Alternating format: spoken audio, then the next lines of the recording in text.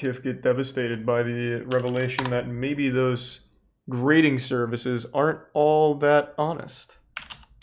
Let me check it out. Maybe we will watch that. Ooh, it's 52 minutes. We'll at least watch some of it. Because it does look good. And I like Carl. Hello, you absolute legends. In 2017, the most expensive video game ever sold cost $30,000. It was a mint condition, sealed copy of the original Super Mario Bros. In 2021, the most expensive video game ever bought cost $2 million. But this was a very special game. Oh, actually, it was the same game. That's an increase of over 6,000% for the same game in just 4 years. Something very strange is happening in the world of video game collecting. Headlines are flooding the internet describing new records set for insane prices. But this is an extremely recent phenomenon, and one that seems to have arisen overnight.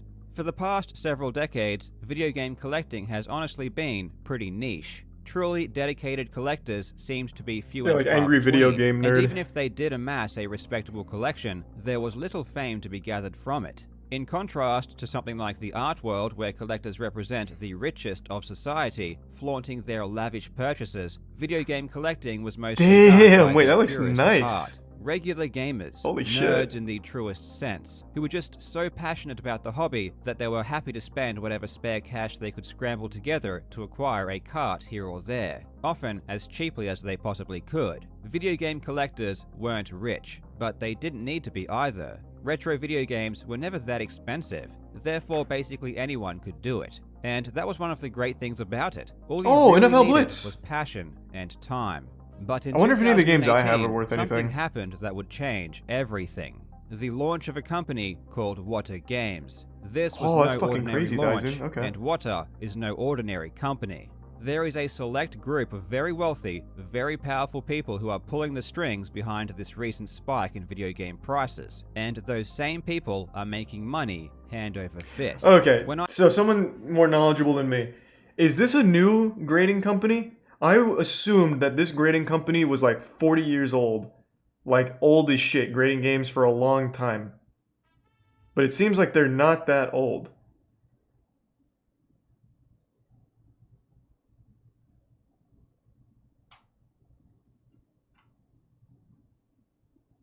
And it's the only one?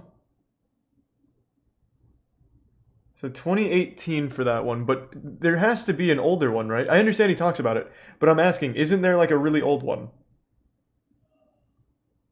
Or are they all newer? Okay, so VGA is the old one. Thank you. I heard the news of a $1.5 million Super Mario 64. This seemed too ridiculous for me to Because I'd never even seen these ratings until I knew there had to be more to MoistCr1tikal. the story than meets the eye, and boy, was I not wrong. This rabbit hole is deep. The bubble we are seeing in video games has been seen before in other collectibles for almost half a century. And the crazy thing is that each time it happens, the same people are involved. They know exactly what they are doing, and they know how to extract as much money as possible from suckers who believe the headlines. There is a lot of shady stuff going on, and you won't believe what I've found. This entire situation is fraught with unethical business practices, deception, collusion, and even fraud. By the end of this video, you will know exactly why this is happening, who is causing it to happen, and what needs to be done to stop it. I really hope you enjoy. Thank you, that Camino. I've said for a long time I think grading is a fucking scam. Now, before we get into the specific details about how this entire racket works, there are some concepts that I want you to be familiar with so that you can better understand the context. The first is the difference between the intrinsic and extrinsic properties of an object and how they relate to perceived value. Intrinsic properties lie within the object itself. For example, if we were to examine a painting, the intrinsic properties would be the materials it was made of, and also, of course, how the painting actually looked. That's like the least extrinsic important thing of a the painting. Relationship the artwork had with everything else. Who it was painted by, when it was painted, the context in which it was painted, and how sought after the piece is are all important qualities. When it comes to perceived value, it is the extrinsic qualities of a collectible that raises the cost significantly. Van Gogh paintings often sell for tens of millions of dollars. But if we were to program a robot to paint an identical piece, it wouldn't be worth much more than the cost of the paint and the canvas. Ultimately, both pieces would look the same on our wall, but us weird and wacky humans like to care about the details that don't directly impact us. We are even willing to spend millions of dollars more than Quick we text need message, to goddammit. because of these details. In the 17th century, during the Dutch Golden Age, an event happened known as Tulip Mania, where the price of tulip bulbs reached insane Okay, there we go. levels. At the time, tulip bulbs were a luxury item that were highly desired for their intense colors, Thanks, and Resub. as their Hentai. popularity slowly increased And I over the heard- years, I'll check it the out later, price Cody. inevitably went up. Eventually, people began noticing the trend of rising prices and started to speculate on the market. Speculating means buying a good not due to need, but purely in the hopes that the price will increase so that you can sell it at a later date for profit. With investors beginning to flood the tulip market, this began a positive feedback loop, driving prices up even more. As the price increased Tulips faster, sound pretty not hardcore. wanting to miss out on the opportunity, even more people started buying in. This caused the first recorded speculative bubble in history, and there are Thanks, two Resub. important Beef and things to Cubone know and about these Architect. types of bubbles. First, no one buying Did not actually see that wants neon. tulips. They just hope to Sounds make awful. money. And secondly, this process is not sustainable, and eventually people stop buying, and the price crashes. Those left holding tulips lose everything as their value plummets back to normal. Yeah, well, I want don't you buy to remember tulips, this process, idiots. because the exact same thing is happening with video games right now. But the difference is that this current video game bubble isn't an accident. You see, if you know how speculative bubbles Hey, work, Beanie you can Babies! Fuck theoretically yeah. create them at will. I remember that All bubble. you would have to do is raise the perceived price of a good quick enough so that speculators see the trend and start entering the market. Then, you can just sit back and let the positive feedback loop do the work. Profiting Thanks, from Resub your Roxman. artificially created bubble by buying games early and selling later is rather obvious, but there are actually smarter ways to make money, ways that First gaming incur console far I did less was risk. Nintendo In 64. the current video game market and the collectible market in general, there are two institutions that stand to gain the most from increasing prices. Those are grading companies and auction houses. Grading companies are a company is scam. a business Scam. that inspects games, Big fucking certifies scam. them, and gives them a rating of quality. They are basically quality assurance. They allow buyers to know exactly what they are getting, which enables quick and easy transactions. In a bubble, people are flocking to get their games graded in the hopes of profiting from the increasing prices. But it's not just the extra business that helps grading companies, as they also take a percentage of the market value when grading a game. A game worth $10,000 might cost around $400 to have graded, but if that exact same game was valued at $1 course I've taken million, a shit outside it before. would cost over $20,000 to have graded. It's a pretty good deal. But the institution that really profits the most by far is auction houses. Take Heritage Auctions, for example, which is where all of the current record-breaking video game sales are taking place. They charge a 20% buyer's premium on every sale. Wow. So if you buy a video game for $1 million, you need to pay the auction house $200,000 on top. Holy And shit. just for shits and giggles, they also take 5% from the seller as well. You can begin to see why Who grading would do companies that? and auction houses would really want prices to go up. It's in their interest. This is also why grading companies and auction houses should never be speculating on the price of goods or impacting markets directly. They have a Holy huge shit. conflict of interest. And whenever you see a grading company or an I would auction never do house that. talking about how I don't valuable grade games shit. are, I don't you buy know graded it's shit on because they purpose or want to anything. drive prices I don't go to up. auction houses Again, to you buy will need graded keep shit. all of this in mind. I'm going to provide you with a ton of information, and I'm going to trust you to connect the dots. If you are really interested in learning what's going on, I suggest writing down details as we go, or watching sections more than once. Let's begin. The two institutions that you will become very familiar with are Wata Games, the video game grading company, and Heritage Auctions, the auction house. Wata Games is the linchpin behind this entire bubble, and the certification that Wata provides is the Does Wata justification stand for why they something, are or is it sold just at literally such high Wata? prices. Interestingly, Wata wasn't the first video game grading company to exist. In fact, the Video Game Authority, aka he does talk VGA, about has it. been grading games since 2008. But the introduction of VGA Still not that didn't old. cause a bubble like the introduction of Wata Games did. And the reason is simple. VGA didn't manipulate the market or go out of their way to create Still a bubble. scam. Still a The scam. same Fuck can't grading. be said for Wata, however. The president and CEO of Wata Games is Dennis Kahn, and he is a key player. The other important company, Heritage Auctions, was founded in 1976 by Steve Ivey and Jim Halperin. Our album's Steve coming Ivey out on isn't very vinyl important isn't like to a the collector story, thing. But Jim, on the other hand, is critical.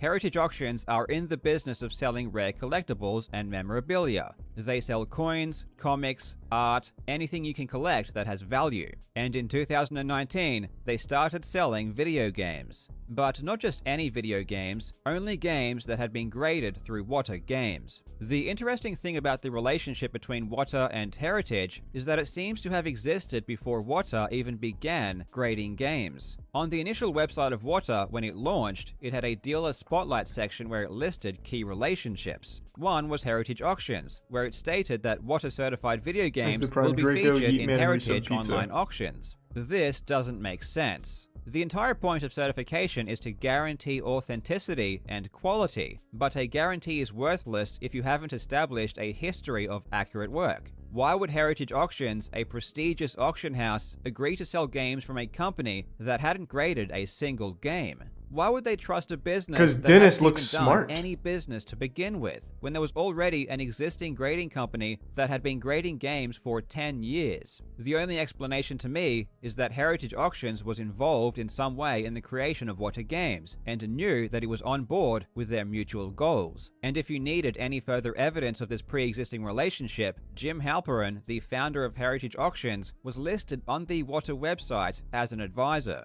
Another business that Wata had a relationship upon creation was Just Press Play, a distributor of used video games which was founded by Zach Geig. Just Press Play also announced that it would be selling Wata certified games. Now, in order to create a speculative bubble, you need a way to spread information very quickly. You need to draw in new eyes and make potential buyers aware that a market is building. The easiest way to achieve this by far is to create headline-worthy events that can disseminate through the media. In this case, it was the purchase of a Super Mario Bros. Cart for $100,000 in February of 2019. Before this sale, the previous most expensive video game ever sold went for $30,000, so this new sale was a pretty big deal, big enough to generate headlines. But the even more interesting thing is who bought this game.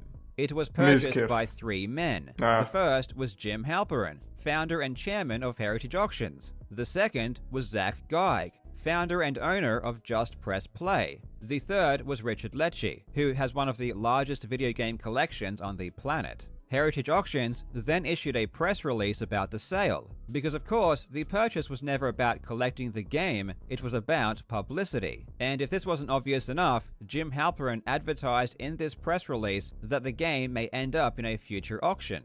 Dennis Kahn, CEO of Wata Games, also chimed in, stating, quote, "Wata certified video games have been selling for record prices ever since Heritage began auctioning them in January. While many video games sell regularly for 5 figures, breaking the 6-figure mark shows that the hobby's upward trajectory indicates no signs of slowing down." So what you have here is the chairman of the auction house buying a game for a record price and then creating a press release about his own purchase in which himself and the president of the grading company are stating that the value of games is going up. He then advertises that his own game will be going up for auction in the future through his own auction house. And his plan worked. The press immediately jumped on this, and many articles about the purchase were written. Kahn's tactic of pumping up the perceived value of games would be seen in every article. It looks like he has a little shark fin. In a Kotaku article, Kahn states, "I've always said, video games are going to go the way of comics or cars or coins. It's only a matter of time until a video game sells for $1 million. In an Ars Technica article, both Kahn and Halperin were again pumping up the perceived value of games, with Halperin stating, "There are bets on what will someday be the first $1 million game, and many collectors believe that this will be the one." It's so strange to me that news articles allow the owner of a game to advertise that its worth is 10 times what they paid for, and not a single eyebrow is raised. They did everything they could to raise awareness about the sale. They even took the cart onto Pawn Stars, claiming it was worth $1 million. This appearance was the perfect opportunity to establish Wata Games as the authority in grading, despite having only existed less than 1/10 of the time that VGA had. Pawn Stars even had Dennis Kahn come on, and again he pumped up the value, implying that it was worth at least 3 times. Wait, what the fuck? Did they pay Pawn Stars for this? Because he owns the company that graded this. Wouldn't that be like a massive conflict of interest there? They had to, like, a paid History Channel, right? Like, there's no way. Thanks for the 5 gift subs, Tyler Flint, and the resub Hamby and Tier 1 that it was worth the Moose. at least 3 times what they paid. Remember what I said about grading companies. Obviously, Pawn Stars isn't real, but this is very different than what they usually do. Dennis even faced backlash about this from intelligent collectors, who knew what he was up to. But of course, this didn't stop him. He went on Pawn Stars multiple times, valuing games at insane prices. I can give you dozens of examples, but the point is that there was a very large, very effective campaign to establish Water as the authority on video games, despite having only been created. It was critical that Water was seen as the be-all and end-all in video game grading, because then the words of its CEO, Dennis Kahn, would be more effective in increasing the value of games. Kahn would continue to abuse his authority as the head of Water Games for the next few years, appearing in countless articles and interviews, and always pumping up the price. In fact, he's still doing it, even with the ridiculous price of $1.5 million that the recent Super Mario 64 went for in July. In a Verge article covering the record-breaking sale, Kahn states, "I think that we are going to continue to see record-breaking sales." Again, this is purely to make people believe the price will continue to go up in order to fuel speculation. All of this press is driving up prices, but it's only one half of the equation. Are Mizkif's boxes Wata? Games, but not the VGA? people buying these games aren't who you'd expect. If you thought they were video game collectors hoping to complete their collection, you'd be wrong. Let's take a look at who is really buying up these games. Miz has VGA. Okay. Video game collecting has taken an interesting turn in the past few years. Over the last decade or so, I've been a big fan of watching collectors' videos on YouTube, where they proudly show off what they've amassed. In my experience, genuine collectors love sharing their prized possessions, but that's not what we're seeing with these record-breaking sales. Nowadays, the buyers of these expensive games are hidden from the public. Identities are kept secret, and no one takes credit for anything. It's all really strange. Heritage auctions will never tell you who the buyers are, or even if money was actually exchanged. However, there are ways we can tell who bought some of the games, and this is where things get weird. Several weeks ago, I was investigating the relationship between Water Games and Pawn Stars, given that the original appearance of Water on that show was obvious collusion between the grading company, the auction house, and the show. In particular, I was researching the appearance of a Mike Tyson's Punch-Out that Dennis Kahn valued at $80,000. Through a Google search, I found something very interesting. It was a purchase agreement of the exact same cart. The owner of the cart, Brian, had sold it to a company for the exact same amount that Dennis had valued it at. The buyer was RSE Archive, LLC, which trades as Rally. Rally is a platform that allows investors to buy and sell equity shares in collectibles. To put it simply, people can buy a fraction of a video game, and if the price goes up, they can sell their slice to someone else in order to make a profit. It's essentially gambling on the price of collectibles, and it's as silly as it sounds. That's so dumb, yeah. None of the people who buy equity in any of these collectibles actually own it. It's purely to try and make bets on the price and earn a quick buck. The purchase agreement I found for the Mike Tyson's Punch-Out was an SEC filing. Companies that hold these items and sell equity in them need to disclose their assets to the SEC, so we can track exactly what they buy and how much for. There are 3 fractional share companies that have sprung up in the past several years that are selling equity in video games. Mythic Markets, Otis, and Rally. Each of them was formed immediately following the launch of Water Games. Through their SEC filings, I can track their purchases. Rally bought a Super Mario Bros. For $140,000 in 2020. This was the same cart that would eventually be sold for $2 million just this month. From Heritage, they acquired this GoldenEye for $22,800, this Grand Theft Auto for $13,200, and this Donkey Kong for $38,400. Mythic Markets also bought this Metroid for $46,800.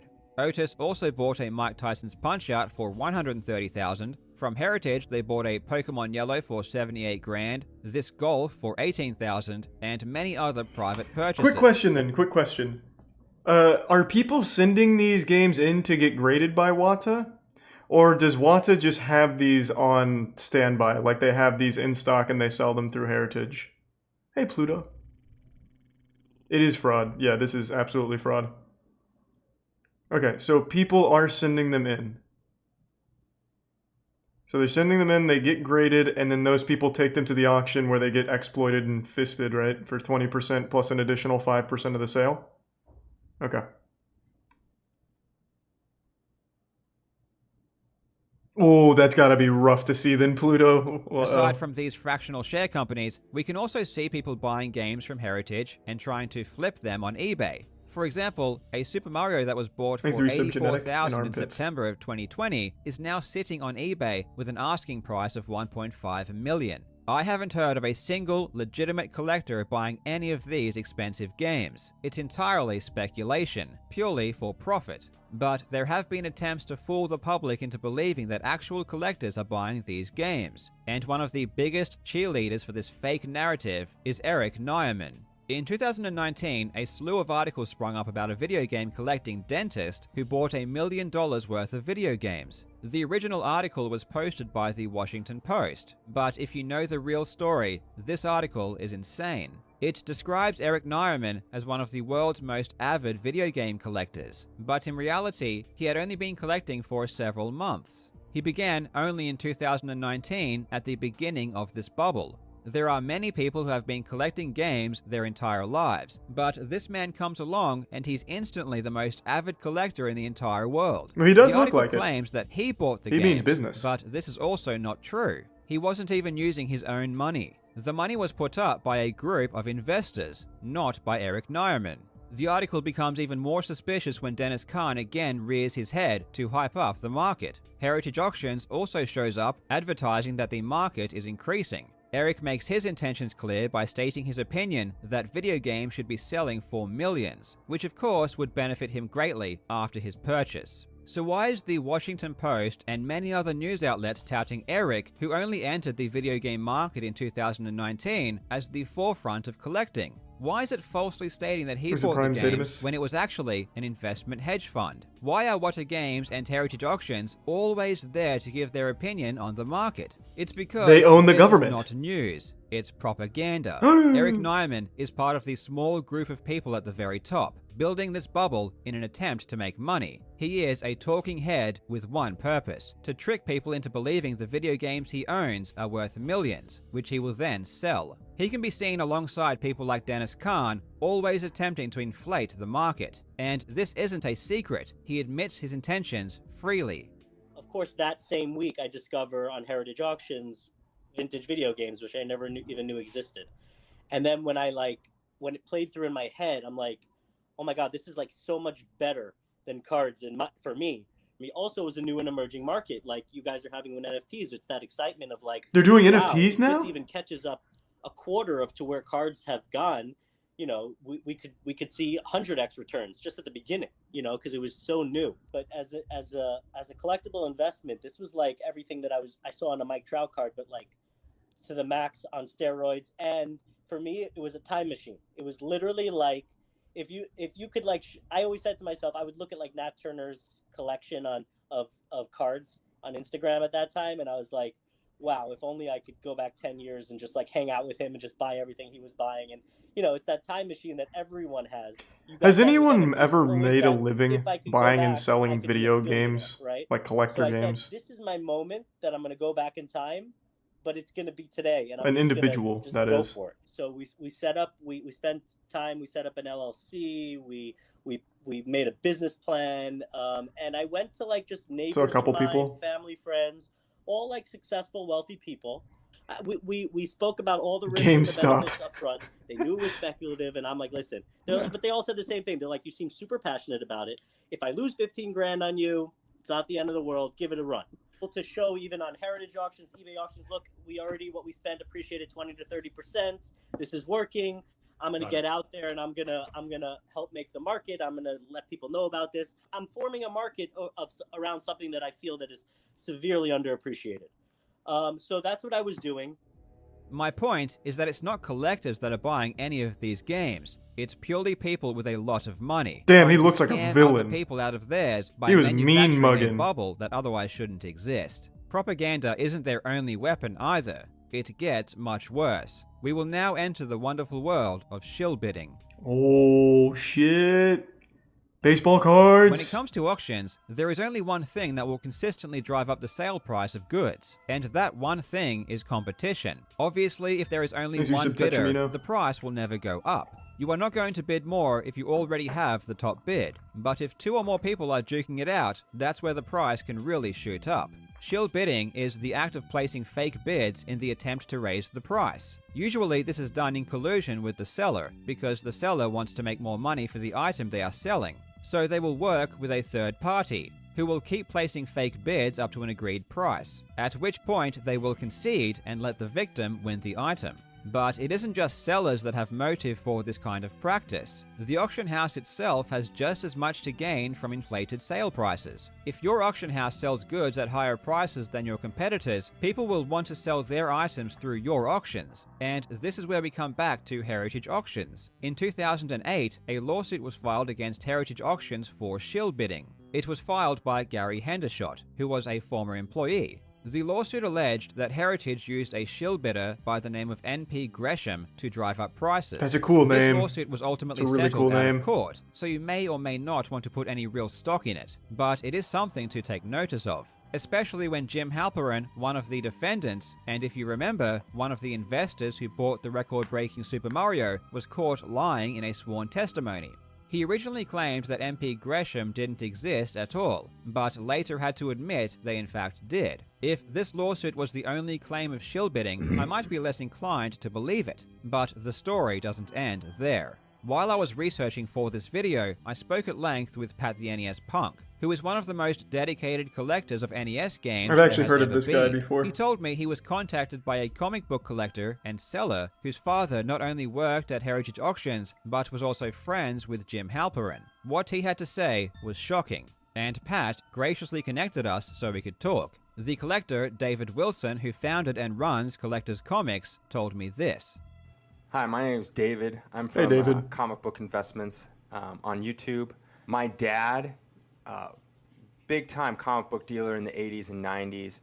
He ended up taking a job with Heritage a couple of years ago. Of course, man. And he had a personal relationship with Jim, and they had a personal relationship for years. And then through the relationship, that's how he got a job working at Heritage. He was a comic book grader. He worked for Heritage for almost 2 years. And during that time at Heritage, he had a few conversations with Jim. My dad told me, because I would talk about the video games, I was like, hey, Dad, I can't believe this video game sold for so much. He was already gone by the time the video games have reached where they are at now. And he told me, he's like, yeah, so they're manipulating the market. And my dad gave me an example. Jim is one of the biggest comic collectors in the world. He has one of the biggest collections in the world. Is he who Jake Paul's fighting next? And what Jim does... Is it a child this time? He would take a comic book. Let's say he would take this book, right? He'd put it in his collection, and then like 3-4 years later, he'd throw it up on Heritage. And then he would manipulate the price by bidding it up. So say he bought the book for $3,000 forever ago. He throws it in a Heritage auction, and then he'd bid it up to, say, like $5,000 Heritage auction, and then he'd bid it up to, say, like $5,000, $6,000, buy it from himself, basically, he bids it up, and then he sticks it away back in his collection. And then every couple of years later, 3, 4, 5 years later, whatever it is, makes its way back into the Heritage auction, does it again. And what that does is it stimulates the market by pushing it up, propping it up higher than it is to show like, hey, there's been a sale of this comic book or video game for this price. So that means it must be worth that much. And that's nice, Hydra. Okay, that's kind of like what I have a feeling that they're doing with video games. They're propping them up like super high, higher than they should be, to create a market, manipulate the market into thinking that these video games are actually worth this much because they have sales data to prove it.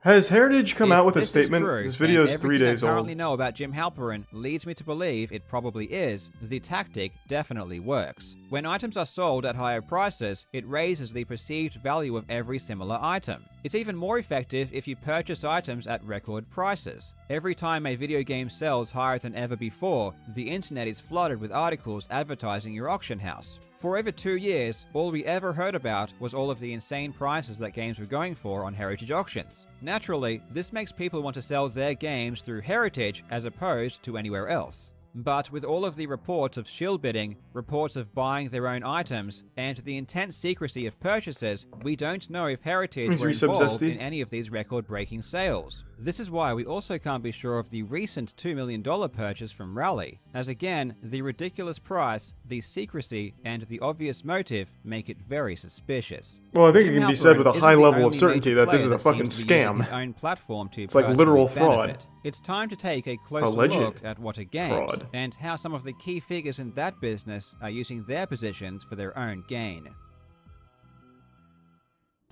Shill bidding and buying your own items at inflated prices are pretty obvious ways to abuse your position at an auction house. But how could you take advantage of your own grading company? The first thing that comes to mind would be grading your own games. This presents a pretty clear conflict of interest, and even Whatta admits this. In a New York Times article, Whatta president Dennis Kahn goes on record to say that Whatta employees are not allowed to have games graded by the company, or sell those that were. I'll say that again. Whatta employees are not allowed to have games graded by the company, or sell those that were. I imagine they still did. And I applaud that rule if it's actually upheld. Now let's take a look at a transaction that occurred in 2019 between two gentlemen. The first is Dane Anderson. Dane is the founder of Nintendo Age, which hosted the largest community of retro video game collectors and enthusiasts on the internet. It also contained the most valuable database of information concerning retro games and what they were worth. Thanks, Retro. If you wanted to know anything about collecting, this would be your first place to go.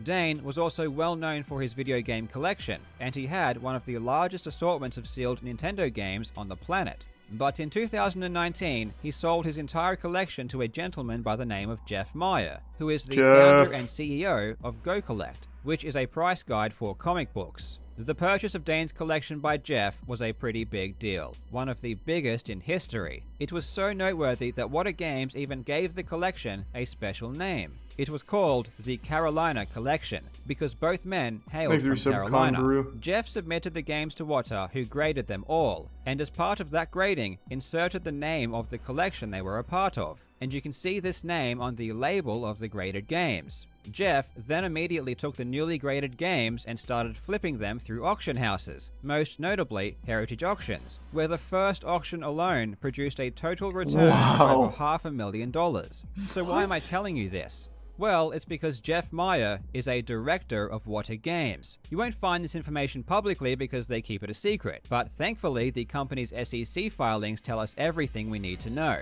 According to their own filings, Jeff Meyer is a director of the company. So what you have is the president of Whatta Games saying that employees are not allowed to grade or sell graded games, but meanwhile, a director of the company is grading his entire collection. But not just grading it in a special, privileged way by naming it, therefore increasing the value, and immediately selling them through auction houses at insane prices for profit. If the games in this collection were graded just like any other game, there would be nothing illegal about this. However, considering the fact that they were graded in a unique and special way, there is a very good argument to be made here for fraud, especially given that Jeff's relationship with Whatta Games was never disclosed to the public. But it gets even worse. Jeff Meyer also purchased Nintendo Age, which, as I mentioned, was the most valuable database for retro video games. Jeff immediately shut it down. He also purchased the website Game Value Now, which is a price guide for video game sales. Now, I'm not a conspiracy theorist, but on the surface, it appears as though Jeff is trying to own and control the flow of information about the value of video games, which only ends up being more suspicious given his ties to Whatta Games. Again, another huge conflict of interest.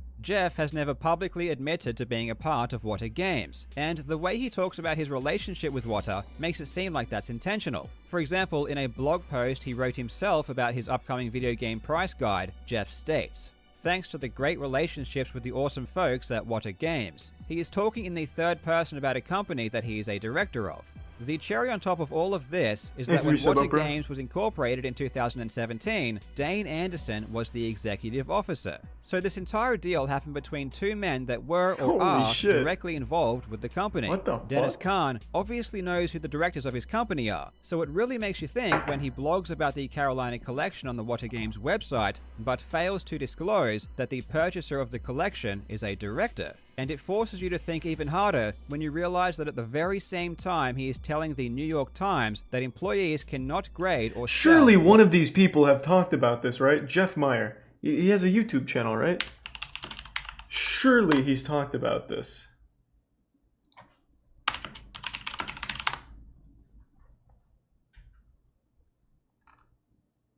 What's his YouTube channel? I'm having a hard time finding it. I really want to hear what they have to say. Because this seems pretty ironclad. Thank you for the 1,000 bits, Fada fan. Hope you're doing well.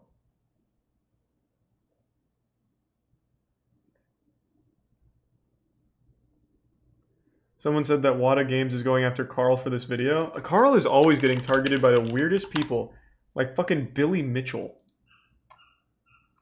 And now Wada Games. Oh, here we go. Jeff Meyer's statement. No, here, I'll put it on screen. Oh, actually, this is dangerous. This is Twitter. Might see the Council of Cock. Jeff Meyer's statement. No one at Go Collect, myself included, was consulted on any of this content. The allegations against me and Go Collect are untrue. I was never employed by Wata. I held a board position because I was a late-stage investor in the company, and I resigned from my board position in January 2020. I would welcome a live stream interview with Carl Jobst. And then Carl responds, my point here seems to be missed. I never called Jeff Meyer an employee. My point is that being a director is worse than being an employee because you have stake, control, and ownership of the company, which was never disclosed to the public. Yeah, I mean, that sounds like so irrefutable. Like, how do you even go against that? Because he was an active director of the company. Like, it's like, what do you even say? Like, no, fuck you, your dick's small, you're wrong. Like, what do you do? Like, you can't do anything. He is literally a director who bought the collection from another well, I actually don't remember if the Dane was a director, but he was there when the company was fucking formed. So he bought the collection from another higher up at the company, had it graded by the company he's a director of, and then sold it to the auction house the company works with. Like, how, like, there's just no way of defending that. He's a tier 1 atomic. And God knows those grades were inflated. I guarantee half that shit is not like a 9. What a wild rabbit hole. What are graded games? There is a good reason why grading your own games is a big conflict of interest, as the grade is extremely relevant when it comes to how much a game can be sold for. Bits, Chunky. The higher the grade, the more valuable a game will be. There is no better example than the recent sale of Super Mario 64 for $1.5 million on Heritage Auctions. Its grade was a 9.8, with an A++ for the seal. It's essentially the highest grading a game could ever hope to achieve. On the same day, another Super Mario 64 was auctioned with an 8.5 rating that sold for only $31,000. That's an increase of 5,000% for a slightly higher grading. This raises another interesting question. How reliable are these ratings? If you are going to spend very unreliable $1.5 million for a high rating, you'd want to be pretty damn sure that the rating is accurate. Grading companies attempt to make their grading process as objective as possible, but the truth is that they are very subjective by nature. At the end of the day, the grading is given by a human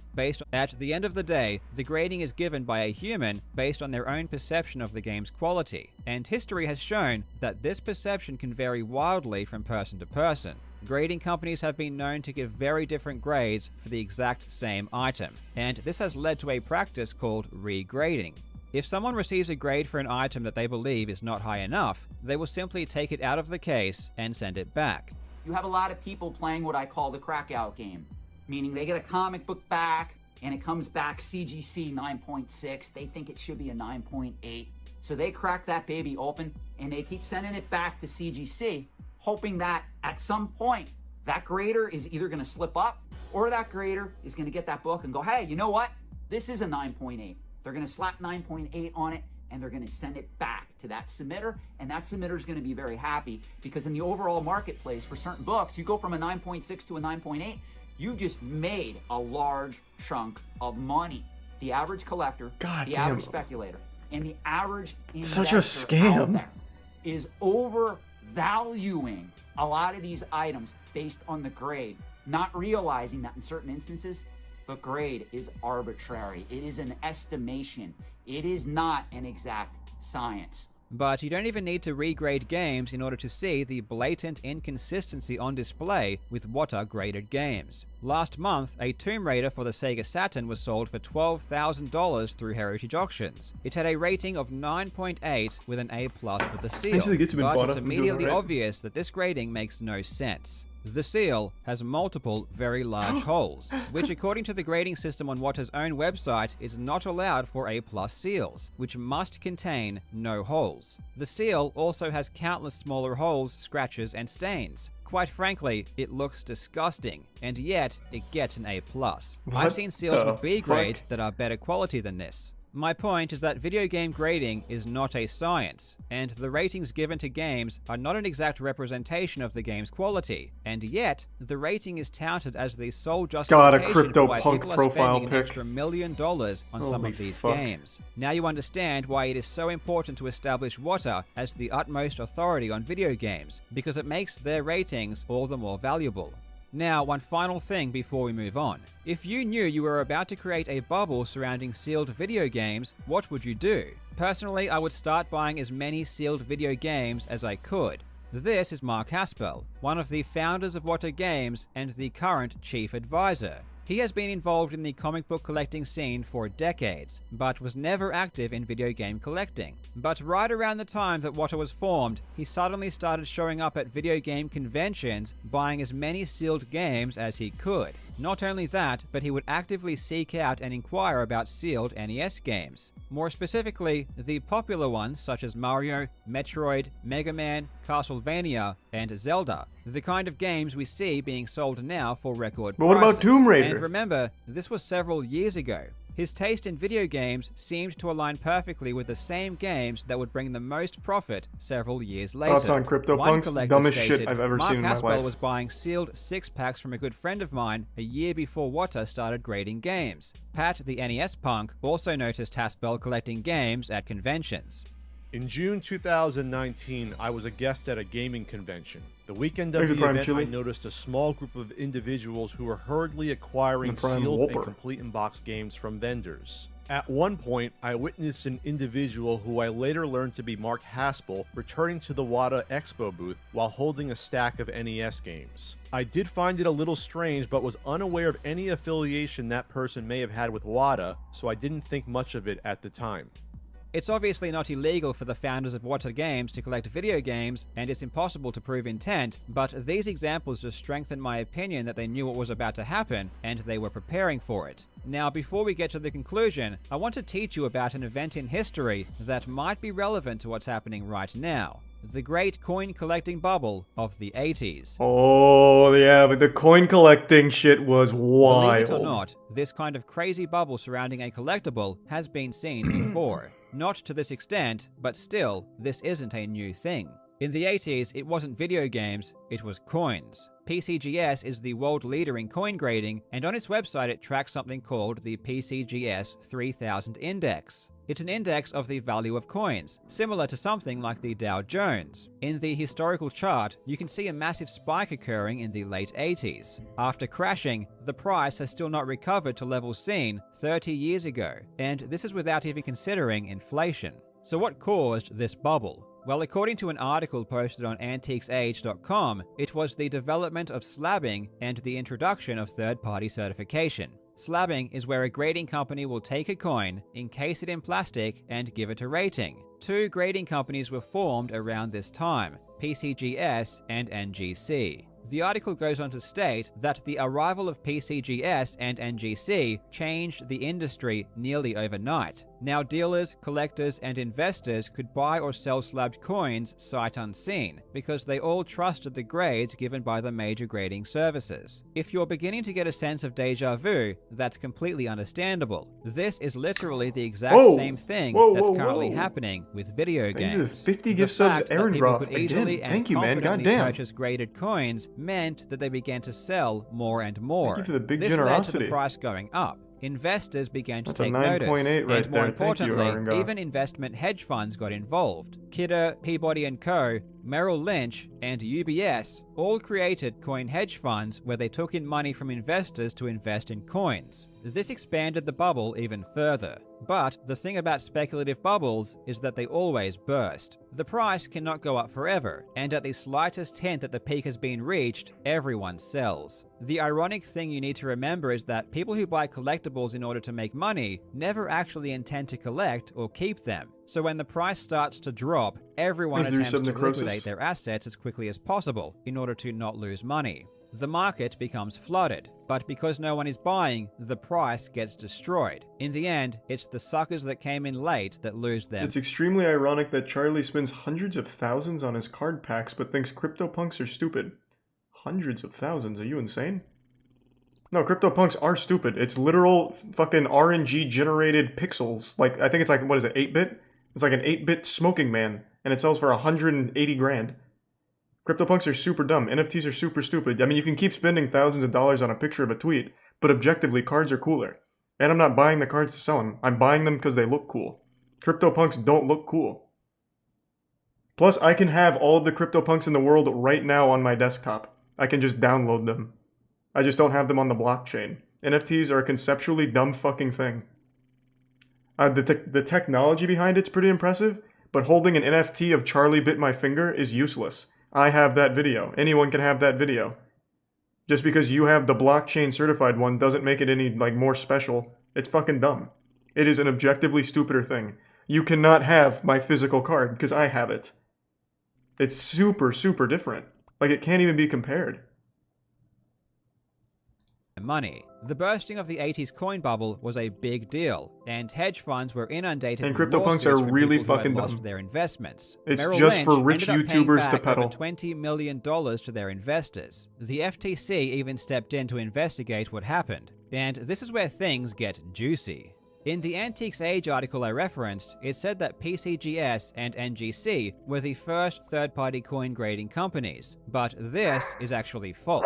The first third-party coin grading company was NCI, Numismatic Certification Institute, which was founded in 1984. After an investigation, the FTC ruled that NCI misled customers about the value of coins. I want to read from an LA Times article written in 1989, and I want you to appreciate how amazingly relevant it is today, despite being 32 years old. The article reads, "By and large, it's grading and rarity that determine the value of a coin. Rarity is easy enough to establish. Grading is often a matter of opinion. It's for this reason that grading services came into being. Their purpose is to give an impartial rating to a coin, which virtually establishes a particular price. But what happens if the grading service misrepresents the grade of a coin, thereby increasing its value? That's then a the miracle situation is described happening. by Bill McAllister of the Washington Post in regards to a recent decision by the Federal Trade Commission. The commission determined that overgrading coins was a deceptive and unfair act, prohibited by the 1914 law that created the FTC. Charged with this practice were two Texas-based corporations, Heritage Capital Corp. And Numismatic Certification Institute. Also named in the action were Steve Ivey and James Halperin, prominent numismatic figures. A consent order was signed agreeing to establish a $1.2 million fund for collectors. These two gentlemen have been collecting for most of their lives, and we need more people like this who are not only passionate, Wait, but he are willing has to tell the water-graded truth about shit? what's happening. Also check out David Wilson's channel, as it really took some balls to be willing to let me know what he had heard. You can find the links to these channels in the description. Hopefully, you have learned something about how those in power can create speculative bubbles. Next time you see them trying to do it, make sure you call it out and let them know that we won't tolerate it. As always, thank you so much for watching. That was very Legends. interesting. That was I a hope lot you're having deeper than I thought it would be. fantastic day, and I will see you in the next video. That's fucking wild. It really seems like irrefutable proof that Carl had here. I don't know how Jim especially has any leg to stand on with all of this being so publicly visible. Like, there's no opinion pieces in this entire video. It is actual just facts and proof to back it up. Thanks for the gift sub, Yo-Yo Master. Has Jim said anything? What's his name? Jim Halperin? Oh man, he's got a real goofy picture. He has a Twitter. All he does is say, just go to Heritage Auction. Those are his only tweets. He says that 4 times. Thanks to Prime Carter and the resub Nasty.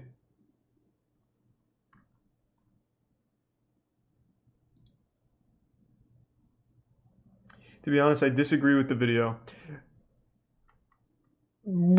Disagree with what? He proved the connection with Heritage and WADA and the very fraudulent activity.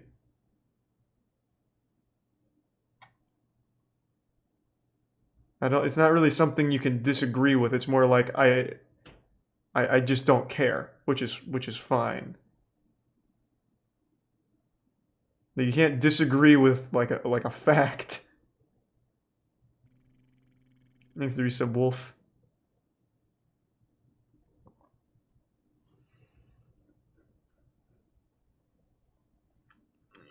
Can you look up how an ex-cop rigged McDonald's Monopoly game and stole millions? How long is it?